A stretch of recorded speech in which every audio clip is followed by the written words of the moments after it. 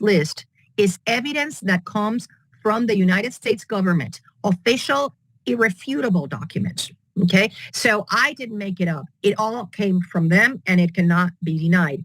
Another point that we put in there is that the district court refused to take judicial notice, for example, of the information, the official document that came from the Congress, from the whistleblowers that testified before Congress that the FBI pays their supervisors between $30,000 and $50,000, like economic bonuses, to put people on, to declare people as domestic terrorists, even though they don't meet the criteria. That was testified by Mr. Friend in Congress. So the courts refused, that's another issue that we brought in review, refused to take judicial notice under Federal Rule of Evidence 201 of this item when the Fifth Circuit's precedent says the court must take judicial notice of things, of documents that meet Rule 201, that are trustworthy, right? For the purposes of analyzing in a motion to dismiss in the context. And the DOJ constantly brings documents and asks the court at a pleading stage to take judicial notice for their benefit, right? But in this case, the court refused to take judicial notice of it, concluding it would constitute hearsay.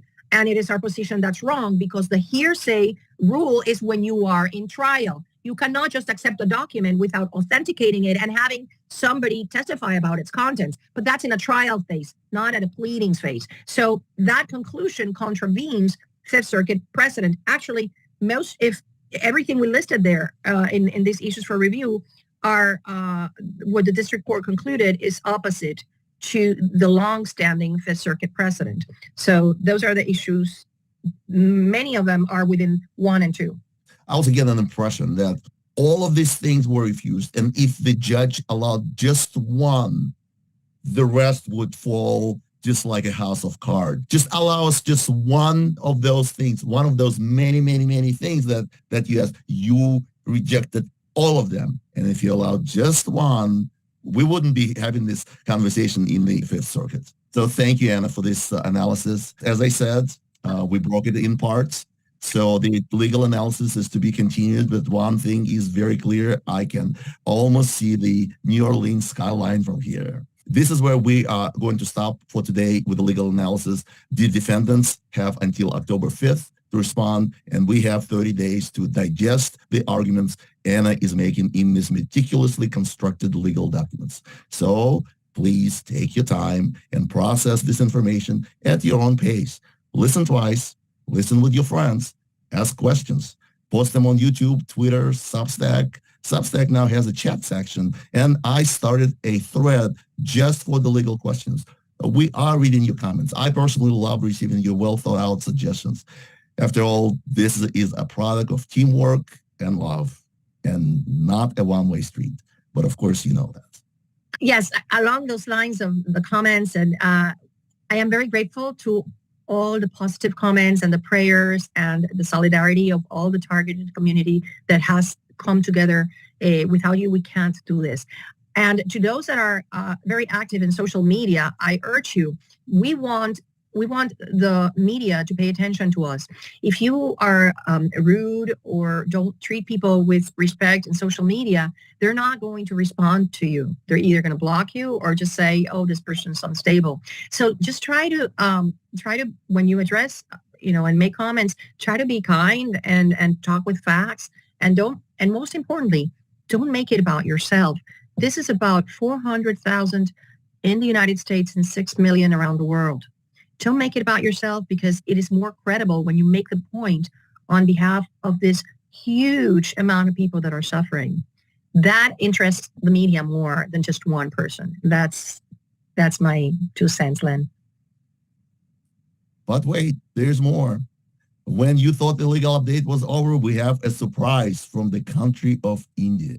The Indian Express reported on August 7th of this year that the Karnataka High Court has directed the government center to investigate the possibility of Havana syndrome in India within 3 months. Have you heard about it, Anna? I have not, but I did see a cell tower up in flames 2 weeks ago. They put it in social media. It seems that people are getting fed up with what's happening. And I just, it was impressive. Here's how it happened. The petitioner had approached the court requesting a writ of mandamus, sounds familiar, for an inquiry on Havana syndrome in India and the prevention of high-frequency microwave transmission. So I actually got hold of the original court documents. So the High Court of Karnataka on 27th of July of this year, the complaint was filed by this gentleman against a Department of Telecommunications in India. And this is what the order says. This is a strange case where the petitioner has scripted in his principal prayers is as under.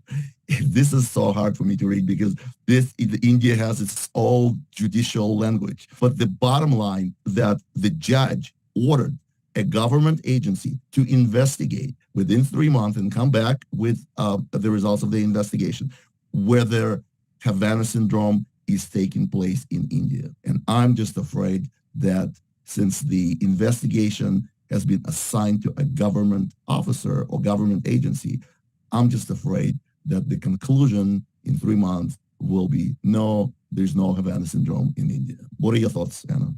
Well, that's a possibility, but at the same rate, they have to. India, there is a huge population of targeted individuals, and they have to protect their people. And concluding that the phenomenon, I mean, you cannot deny it exists because there's physical, traces and evidence of it. So it's not like you can, like my mom used to say, you cannot cover the sky with one hand. Like if you put your hand here, yeah, you can say that you can cover the sky, but that's not the case. Where we are right now in history, the dam has cracked. The information is out there. National Academies of Science has its study, and the physical symptoms and traces, evidence in the people's brains is there. So if they are going to corruptly sweep it under the rug, it's going to be very hard because it's out there. I really hope they defend, they work for their people and call it as it is. There is a huge problem in India, as in China, as in Australia, as in Thailand, as in the United States.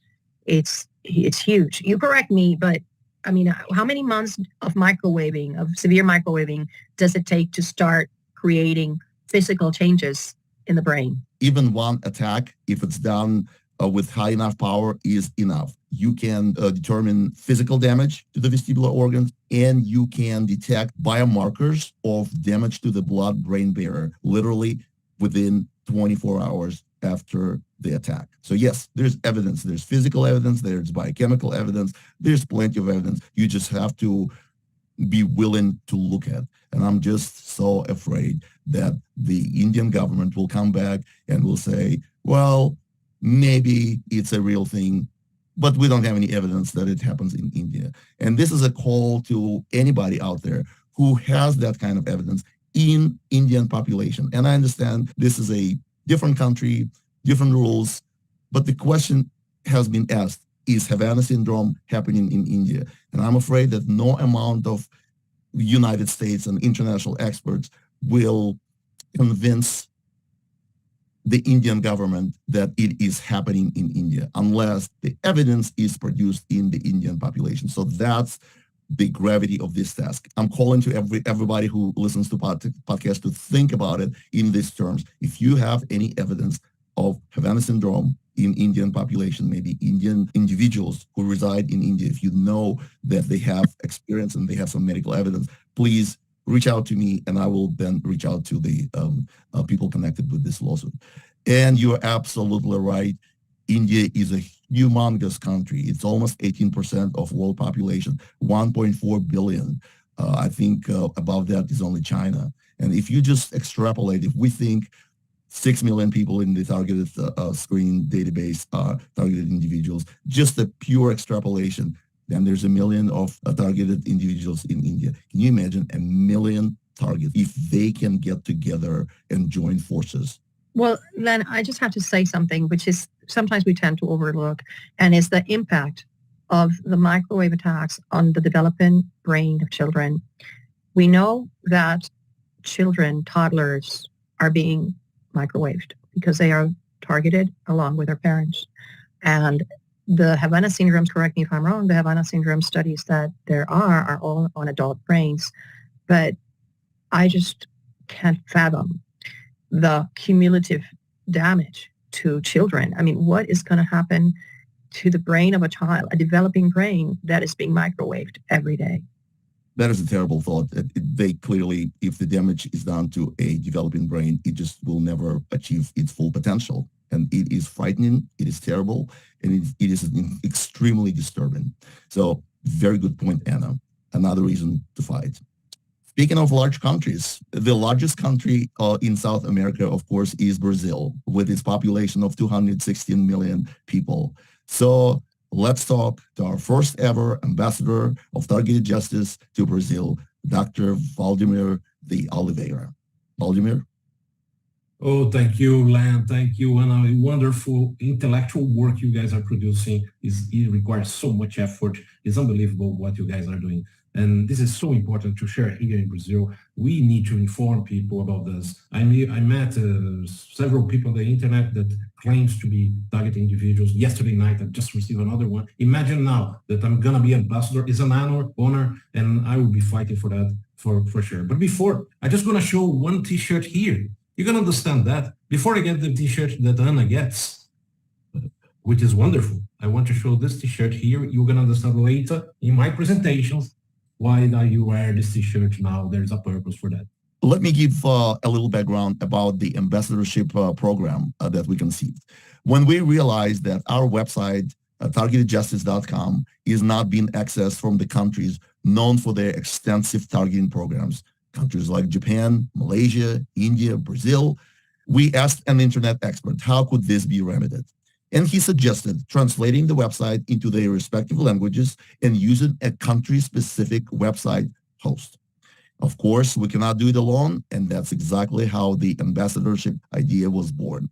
Soon, residents of Brazil will be able to access targetedjustice.br, which will be in Portuguese, thanks to the effort of Valdemir. So thank you for that. And Valdemir, you have an impressive resume. You have PhD in marketing from the Manchester School in the United Kingdom. You speak with confidence. You understand what's going on. I know you have prepared a presentation. I would like to listen to your presentation, and then I would also hear about certain highlights in your targeting history. Please go ahead with the presentation. I prepare one slide with a little bit of background about what's been happening to me since 2010. So I would say the last 13 years, I was living in England between 2005 and 2014, 15. So it was a difficult time. And let's see what happens. So how it all started. Last quarter of 2009, I must say before that I was having a wonderful life in Britain between 2005 and 2009. I was married, I was studying, I did an MBA, so I did a master, and after that, very nice, wonderful life. But then I entered the PhD at the University of Manchester, and the last quarter of 2009, I must say that's the only thing I can think of that must be the reason why I was put in the radar. So I signed a list of Arabic speakers during the PhD director's presentation at my university in Britain, thinking it was for a gathering event. So at the time, I was watching the presentation, and I'll list here names, Arabic names. Why Arabic names only? Okay, let's sign. I know these people, so maybe they're gathering together. So I have friends that are Arabic speakers. So later, on 27th of December, my wife and I were at Heathrow Airport, Terminal 5, London, coming back from Stuttgart, Germany, Christmas time. A man of average stature and Indian origin wearing a turban passed in front of me in the lounge 3 times, back and forward, staring at me. I noticed that, and I saw he started to follow me from the lounge to the gate to Manchester flight at night, so from London to Manchester. He then sits beside me in one side, and my ex-wife was immediately approached by an airport operator on the other side, asking loads of questions about us. Then the man picked up our flight and followed us to Manchester. I suspect, a passenger wouldn't do that. Any passenger, any terrorist. I suspect he was undercover police officer from Heathrow. So undercover police officer from Heathrow is a Scotland Yard. and Scotland Yard, perhaps from the Special Branch SO-15 Intelligence Office. They are the ones responsible to understand what's going on in an airport. And 2 days before, on the Christmas day, there was an attempt of a terrorist attack in a flight from Amsterdam to Detroit. So MI5 announced on that particular time an imminent threat of attack nationwide. So what happened is the police was all over the place. They were everywhere. And these guys were undercover in very challenging situations. And I got that kind of situation. So I realized I was being followed. So I wrote a petition to IPT, Investigatory Powers Tribunal, which was a watchdog from the police, stating, oh, this is just too much. I have a normal passenger. I am honest and have never had any criminal background. What's happening with these guys following me? And then they dismissed. They said, no, we have no reasons to believe there's anything of the kind you're suggesting. So they dismissed. Okay, there we go. 2010, 2014. February 2010, I heard a voice in the head for the first time. I noticed that, but I didn't give too much attention. I just say, oh, something weird. And in May, I started to be followed in streets by some people. At some point in the first semester of 2010, I received, oh, that's terrible. What happened next is just terrible. I received a link from a website suggesting adult encounters. I inadvertently clicked on the link and a photo of approximately 7 naked children aged between 7 and 10 years appeared in my screen. I was appalled and shocked, and I closed it immediately. So it's weird that this situation happened in my life. I'm 52 years old at the time. I was 40. I never had any kind of problems like this before. Where on earth this link came from? So it took me 10 years to identify the owner of the website. And I know him now. I know that he was responsible for the website, and he has to explain things in court later. The website is just a white label platform that he produces for someone else to explore the situation. Not much after that, I start to hear derogatory comments apparently coming from the neighborhood. I thought it was from the neighborhood anyway. I didn't have a clue about that at the time. But guess what? They were talking about the photo. What a coincidence. The guy is talking about the photo, the voices that I start to hear. Was not that something weird? Something that should be just known by me? How could on earth someone else knowing that? So that was between 2010, 2014. Then it came the overt surveillance part. Between 2011 and 2014, I started to hear lots of voice all the time, everywhere. And remember, I was doing a PhD. I was trying to cope with the challenges of a PhD. So I was hearing, oh, he's a pedo. Oh, he has to go to jail. All kinds of voices. So I have to interrupt my PhD. I interrupted 3 times on this period. And my supervisors were wonderful. They gave me very nice support. Unfortunately, one supervisor passed away without knowing what's going on, what this is about. He was appalled what I said. So I was in distress, and I came back to my home country in August 2011 in a short break in order to have an appointment with a psychiatrist. Guess what the psychiatrist told me? Oh, you're hearing voices, so you must be having a delusional disorder. So I have been followed and severely harassed in all 3 flights that I took between England and Brazil during that period. It was noticeable during the 2013 flight, a discussion that took place during the flight between what appeared to be an English group and a Brazilian group. They surrounded me, they sit all over me, around me on the flight and walk in the airplane. So I'm not referring to voices that are hearing during the airplane. I'm referring to what I saw. They walked from the front of the plane and came back to my area, and a Brazilian lady told, oh, I don't like this guy, but he's innocent. Let's interrupt this plan. And then an English guy said, no, we cannot discuss this in the airplane. You're going to go ahead with this, don't you? So they kept that kind of discussion. I was, what's going on here? What kind of situation is this? Who are these people? Well, they talk about private issues about myself. So in 2014, my wife had just enough. She had too much, and she asked for divorce 3 months before my viva. So my supervisor just asked me, oh, come on, you want to interrupt again? No, I have to finish. It's terrible. I'm depressed. It's horrible. I lived with 22 years with my ex-wife, so I didn't want that to happen. But I understand what's happening. It's too much for her. So let's follow life and see how it goes. And then in 2015, I got my PhD. Despite all the voice in the head, I returned for good to Brazil. In 2016, the voice changes from English speakers to Brazilians. Weird, isn't it? If you were a schizophrenic, how come on earth that the voices change language for all of a sudden? And this coincidence with the time that you change country was not that interesting. Between 2015 and 17, it was the worst period of my life. I never had anything like that before. I started to consider suicide. I told my psychiatrist, and my psychiatrist ordered hospitalization because I couldn't have a place that I could stay calm. I tried to go out and I hear the voices. I tried to stay at home. I just hear the voice during the night. I was afraid to go to bed.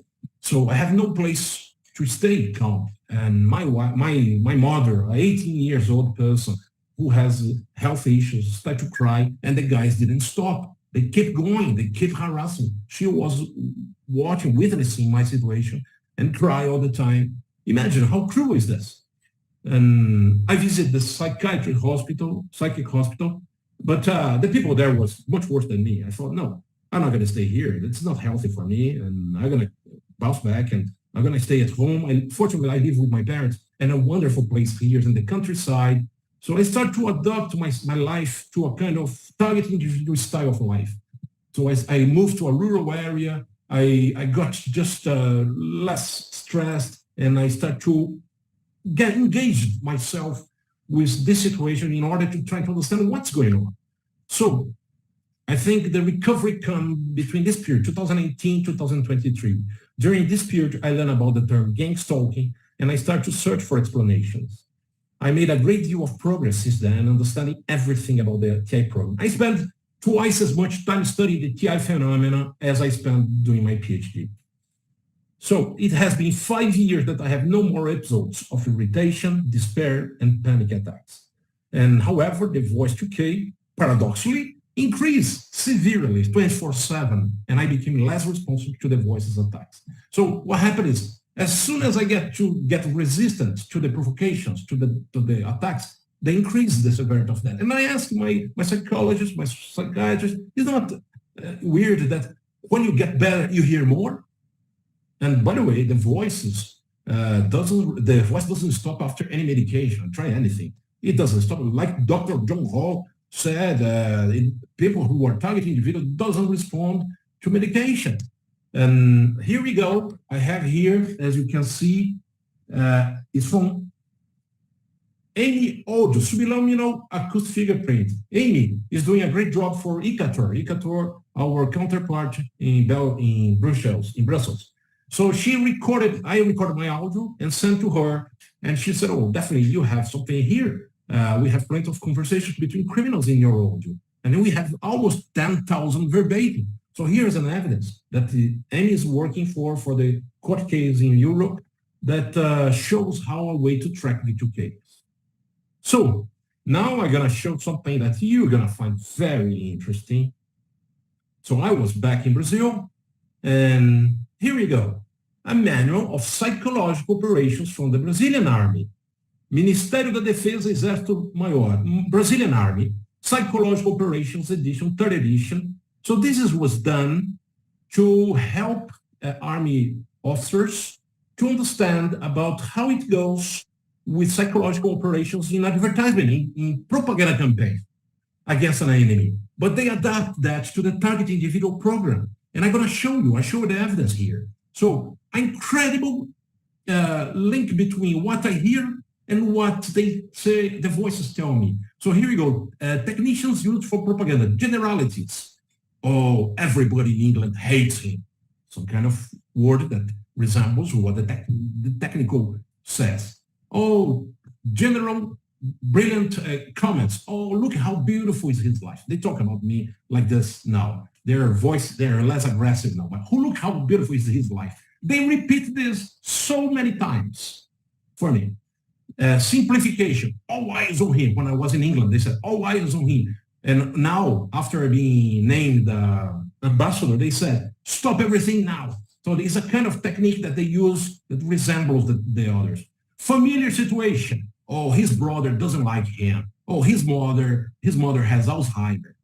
And there you go. And we have more here. Adoption to the majority. Everybody looking for the X website. X website was my neighbor. They tried to accuse her of being the responsible for my situation. And nobody's looking at his website. When they claim that I had a website and she has a website, they repeated it so many times. Witnesses, testimony, witnesses. Oh, Bolsonaro. Bolsonaro is the name of our ex-president. Bolsonaro is going to close the case. So this is an appeal to use a very important person in order to show that there is a weight in what they are saying. And, Biden is talking to the Pope about him. This is because I submit Twitter to the Pope, to Biden. I submit Twitter to everybody and saying, there's a case here. To even the King Charles. I submit the people to British Rishi Sunak. So they use these people, the voices use these people to say, they are doing this, Bolsonaro is going to close the case, Biden is talking to the Pope. So this is a kind of technique that they call testimonial, witnesses. Here is some more. There's plenty of more, but I haven't got time for all of them.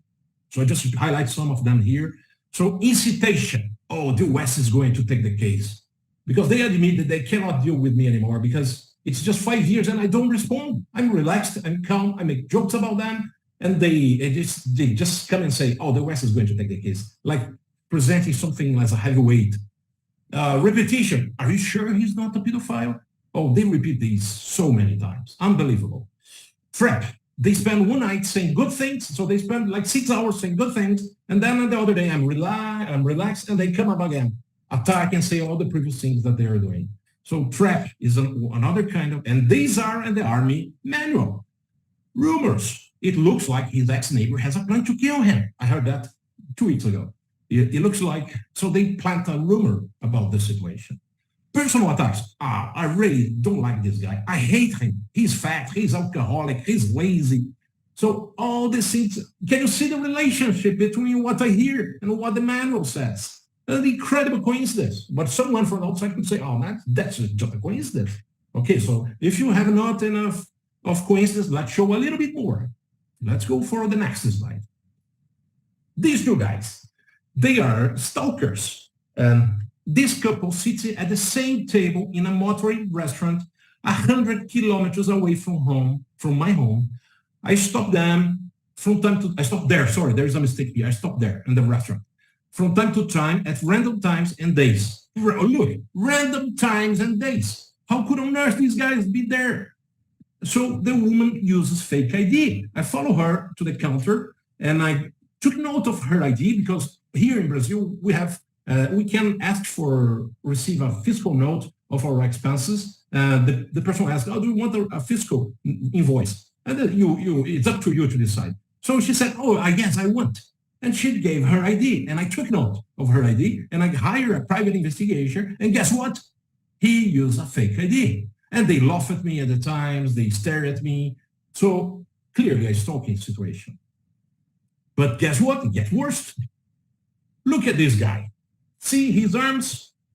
He was wearing a T-shirt that says, and at the time I was trying to understand the situation in Brazil, but because I took too much time studying the foreigner situation, the British situation, and I didn't pay too much, I admit I didn't pay too much attention to Brazil. When I realized there is a manual of torture by the army, so this guy came when I was in São Paulo, 100 kilometers from here, and wearing the T-shirt. And his T-shirt is written, still trying to figure out. So my response to him is this, I have already figured out, okay? So guess what this guy does for a living? Do you have an idea, Len? I have no clue. I'm on the edge of my seat. Okay, so I'm going to show what he guys does for a living. He works for the Counterterrorism Intelligence Officer. Unbelievable. And I have more than 2 sources that confirmed that to me. So what I did, I took a picture of him and I tried to submit my picture to Alison Smith from Ecuador, the secretary from Melanie Richter, immediately after I took the picture.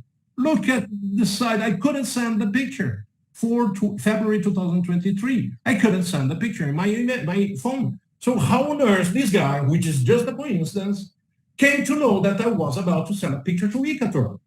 How he knew that? Or some, so this shows that there is a link between ground floor operations and someone from the intelligence officer. So what I did, I started to search for explanations, more specifically in Brazil, in São Paulo. And then I realized, oh, take a look at this before I show the next slide. Take a look at this. It's a video, short video. Hi, people. As you can see, these videos are not working. These are important videos. It's just to show that something really weird is going on. I tried to download the video. I can't find the video, and the video is important. I'll tell you in another email what is this related to. Don't worry. So I just want to report here that the video is not working. I cannot click on the video, and this video is very important. Thank you. So this video was about him. And I used WhatsApp for 2013, let's say 10 years I used WhatsApp. It never frozen before. But on that particular moment, my WhatsApp froze. I couldn't send the video to anybody. And I tried my mother's phone. It didn't work. My housekeeper's Instagram, it didn't work. All of them frozen. I was hacked on that day. I tried to submit to the police an explanation of my hack. It didn't work. So can you see the link? Someone from outside would say, oh, it's just a coincidence over there. So here he goes. I start to search for explanation, and the counterterrorism unit, called here popularly as BOP, as a special branch for terrorism unit, is an intelligence unit. I'm not talking about the tactical side, the people who are heavily guarded, armed. I'm not talking about that. I'm talking about the intelligence unit. So there is a neighborhood in São Paulo called Vila Mariana, and I found that these actually exist because you see here YouTube and BOP Vila Mariana. So it shows, I cannot show this video because I don't want to compromise more people or identify anybody. But this video shows that this unit really exists. I couldn't find the building though. I tried to find the building. I couldn't find, there's no information about the building, but I realized I don't need to find this building because I realized later. So I got this organogram here from the police. So the source is military police of São Paulo, Brazil. He's the general commandant. And here is something interesting. This unit is here. This unit is here, counterterrorism unit. But above them, there is another unit called Countering of Intelligence of Military Police. And this unit provides information to the BOP unit. So it must be here that something happens, that they know what's going on. They must have information. They must have received the information about myself from the British. And I believe they have all the capabilities to run this. And let's understand why.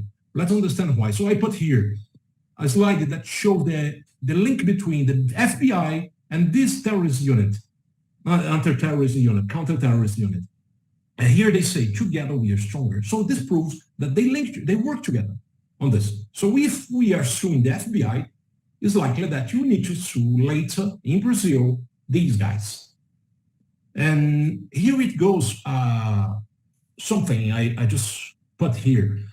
So what am I be doing in Brazil? I found out the 1st Battalion of Psychological Operations in Goiânia, center of Brazil, a special branch from the Army released a manual of psychological operations. And there were striking similarities between the techniques of psychological tactics and what I hear 24/7. I was gang stalking by a member of the counterterrorism unit, the intelligence division from BOP Vila Mariana, São Paulo.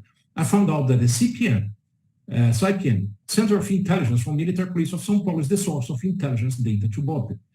And therefore, here it appears that the Army supplied the infrastructure and the regional military police may do the stalking because the Army doesn't have the capillarity to reach the entire country. So they need local police officers to do the stalking for them. So that's what's maybe going on. And in conclusion, I would say, I'm not stating that the military police definitely carries over the TI program in São Paulo, but they are the only actors in the ecosystem which have the capability to do so. Because of a culture of high secrecy, nobody knows what's going on there, unlimited budget, more than 1 billion real in 2023, unlimited personnel, thousands of police officers working for the corporation, highly guarded building that protects from outside inspection without supervision, high disciplinary protocols which penalize whistleblowers. So I ask myself many times, Why these people never gave up talking? Oh, this is okay. We can say there's automated, but there is a level of live comments as well. And they never stop. They work in shift. Only the police can have this kind of situation, not criminals from outside. They don't have the discipline to go and keep the situation going. So they are high disciplinary protocols that penalize whistleblowers. They're dedicated personnel who spend years building a career and have financial compensation and stability for them and their members, family members. They have access to state-of-the-art surveillance technology. It's wrong here, technology. They have national reach through each police unit on every county, but with local presence. And they have an international network and partnership with FBI, Scotland Yard, and many other international law enforcement bodies. So it must be the best actor to propagate this TI program, to establish this TI program. There we go. Bernd, with you. Thank you. Thank you very much, Vladimir. Your story has really some key elements. It has the Arab speaker connection, which most likely connected you with the TSDB. And then it has the elements of V2K. It has the element of entrapment, a very clear element of entrapment. The most fascinating thing to me was the handover from the British to Portuguese V2K. That I never heard. And you've done an extremely good detective work to present all this information. I'm just really impressed. And what I'm also impressed about is how you personally handle the situation, because it takes intellectual integrity and takes a lot of composure to maintain your situation and be a responsible member of society and somebody who can represent targeted justice in Brazil. And so we once again, congratulations on this important position. Now you're responsible for the entire country of Brazil for educating other targeted individuals about this atrocious program. Anna, do you have any questions or any comments about this? No, I am just so impressed how, he meticulously was able to notice and document things, because many targeted individuals go for years being targeted without realizing it. And, the way he documented it and did it, I think it's so good. And this goes to what I tell people to do their journaling, because, memory fails us, particularly if we have Havana syndrome. And it is so important to journal and to keep such detailed records, and little things that seem unimportant, they really are. And I just commend him, because it's a really sound account of how his targeting came about. Of course, we don't know the other side, the black side, the perpetrator side, which one day hopefully we can all discover. But I really commend him, because that gives credibility to targeted people. It took me 10 years to identify the owner of the website who traps me, but he got 9,000 pounds, almost 1 million pounds, 2 months after I left the country. So he has a very weird kind of business work, and people are getting money for this. Well, here's the thing. You're probably not the only victim, except that you are probably the smartest or more well-educated person that was able to pin this down. But God only knows how many people, and they know how many people he was able to entrap. And that's one thing that I'm telling everybody, that we have to be so careful about, simple things as, accepting a job as a nanny. You can't do that if you're a targeted individual, because they will frame you and call you a pedophile. Or, there's just so many things that we have to be so extra careful about, because these people will make up anything. So we don't know how many victims like you were victims of that person. It's interesting to me that this is the second episode in a row that the V2K aspect of this program is in the center of our discussion. Last time, we had a very interesting conversation, and we went over the mainstream media mentions of this technology. And so just as an appendix to that, I want to give you just a couple more slides on the technological issues, so you would also be able to explain in plain English how it is technologically possible. I call this presentation Sensation of Hearing Part 2, because the first one was just called Sensation of Hearing. But this is, once again, about understanding the V2K phenomenon only from a more technological aspect of this. The centerpiece of V2K technology that we mentioned on Targeted Justice website all over, and it's in all the writing, everybody knows about it, that the basic technology is described in the 1988 patent, number 4877027. And here's the first page of it. So this patent talks about using microwave range radio waves in the range of between 100 and 10,000 megahertz. And I want to remind you that acoustic range, the audio waves that we hear, they also have frequency, but they're in the frequency between 20 and 20,000 kilohertz. So the difference between kilo and megahertz is 1,000 times. So at that frequency range, they're no longer audible. However, you can use them in a modulated form. The Frey effect that we talked about in the last episode talks about modulated and pulse microwave effect, that it does produce a sensation of hearing.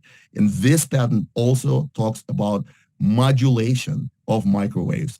It's not just the microwaves that produce this effect. The waves have to be modulated. There are two main waves how they can be modulated. It can be modulated to add bursts and pulses, and it's pretty self-explanatory that it's not a continuous wave. It comes in bursts and pulses. And the second type of modulation, which is a little harder to understand, this is why I included the next slide, it's a modulation of a waveform. So imagine that acoustic signal, for example, on top, the red line, that's an acoustic signal that has a waveform. For example, it corresponds with some word, and it's an audible range. And this is what the wave looks like. Then in the middle, you see a microwave. The frequency is much, much, much faster, like 1,000, the frequency is 1,000 times higher. But then you can modulate and imprint that audible acoustic signal onto this microwave and change the shape of this microwave, making it a modulated microwave. And that's what produces a V2K, a hearing effect, a sensation of hearing without having an acoustic sound. I hope I explained it in a way that you can understand, you can use in your conversations, that you can educate your psychiatrists, physicians, anybody. How is it that you can hear a microwave? You can hear it because of the modulation of these microwaves by producing bursts, pulses, and the shape of the wave. So now, after this presentation, can you explain how V2K works? Vladimir? Absolutely. And I have here with me, what you can see here is a spectral analyzer. I learned with Richard Lighthouse, looking at the website, and I got a 400 megahertz signal here that is not allowed to have the signal in the mainstream. So I got in my direction, come from the cell tower. So I did some analysis and they stopped transmitting, strangely, they stopped transmitting 400 megahertz. They started to transmit on the same signal of my Wi-Fi, 2.4 gigahertz. Correct, Vladimir. It's very hard to jam a signal because the frequency of the carrier wave, of the wave that carries that signal, almost doesn't matter. This patent talks about between 100 and 10,000 kilohertz, but it can be in gigahertz. It can be basically the frequency of the carrier wave almost doesn't matter. What matters is how it is modulated. It is modulated into pulses and the shape of the wave. And that is the takeaway message from me. I hope now everybody can understand the technological aspects of V2K and explain it to your relatives, to your loved ones, to your friends, and be understood. So our show is coming to an end. Our awesome show is coming to an end. And I would like to hear some final thoughts from Anna and Vladimir. Anna, why don't you go first? Well, again, I want to thank you for my weekly, for this weekly show that is so important to all of us because it has it has served the purpose of explaining why we should all be hopeful that we're going to be free very soon. The people behind this program never fathomed that the truth would come out. And it has come out in so many ways, particularly this week. As you know, Greg Reese published a report on targeted individuals that has had, yesterday it had over 384,000 views. And so did the group Anonymous. They sort of used some of his clip without his authorization, but they put it out there. And the important thing is that yesterday, the PACER system for the Southern District of Texas, having problems. I believe that it could be either hacking or other people think it's that because so many people were looking up our lawsuit. Either way, what's important is that the word is getting out there, the dam has cracked, and there is no stopping the deluge of the truth, which is going to set us free. And I'm just relishing on it because I know what's going to happen with the help also of the boots on the ground, the grassroots organizing of the targeted community. Continue sending your letters to the cell tower companies. Continue. We're going to start the churches now. It's every single one of you out there is like, it's our ambassador. And we need to, like you say, explain to friends and relatives in cool, collected, this is a matter of law. It's a question of law. Innocent people should not be on a terrorist database placed there secretly without giving due process and opportunity to confront the evidence against them, and the opportunity to be removed from a list that defames them. So that's my long, short message. Thank you, Len. Thank you, Anna. I can't wait to hear your final words, Vladimir. Your presentation really impressed me. It was a wonderful experience to see you present. So, Vladimir, please, your final thoughts. Thank you, Len. Thank you, Anna. I think with the ambassador, which is an honor, comes responsibility. Then I wasn't ready for that before. So maybe some conspiracy. The world is conspiring to help us because, to be honest, I couldn't figure out these things just some months before. And you came, appear, we met each other from Ecator, the website, and in a meeting, and you said, I said, Len, you're doing an amazing job, and you invited me. So I thought, I'm ready. I'm ready to face that. There is some costs, however. My parents are scared. My mother is a little bit concerned about being exposed. My father doesn't understand a bit what's going on. He asked me just about before the website that, are you sure you're going to get the right things? You're not concerning. So we have costs at the family level, but we have to go beyond that because we have a mission. And I found my mission on earth for my life. I want to fight for exposing what the criminals, the elite are doing, what these corporations are doing. It could be much worse. And I don't want to see my nephew, which is a 3-year-old boy, facing fascism later in life, who has no concerns about life of beings and well-being. So we have to fight now. And I'm ready for that. I accept your challenge to host a podcast here in Brazil, although I have no skills like you at your level. I'm far away from that, but I'm going to get there. And we're going to host a podcast here, going to invite people to have a channel for a reliable source. Thank you, Len. Thank you very much, Vladimir. That's such an inspirational message. It mirrors my thoughts about how things happen for a reason. Anna and I like to use the word synchronicity. Things happen when they have to happen. I met you exactly when I was supposed to meet you. And thank you for accepting this challenge. Sometimes you don't find the purpose, the mission finds you. And thank you for accepting this challenge.